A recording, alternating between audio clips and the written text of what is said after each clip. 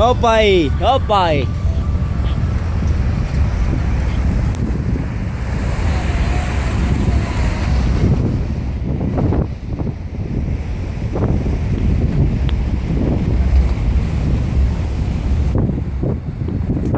Eso sí que es maravilloso. Ese es el puerto de Marruecos. Ese es maravilloso. Aquí estamos eso es la costa de Marruecos, donde están los barcos, es el puerto de Marruecos. Aquí vamos a ver, aquí es el mar abierto y la otra costa de Europa. Ven, aquí está.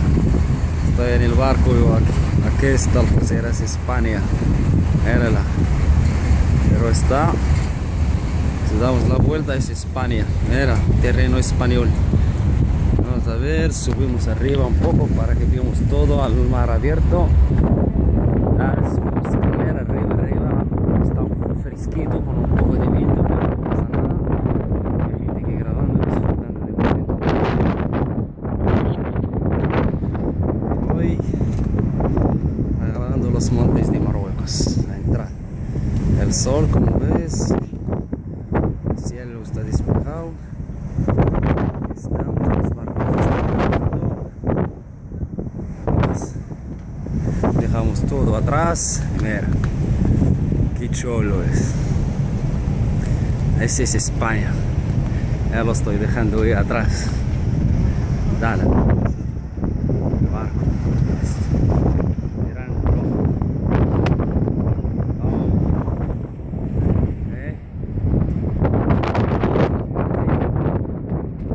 Es mi sombra, soy yo.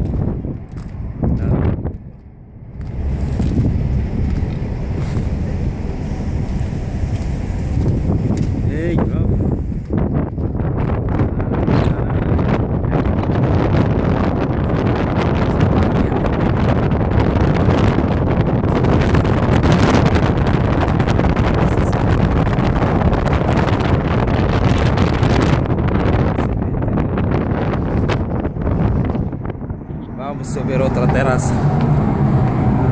Es todo,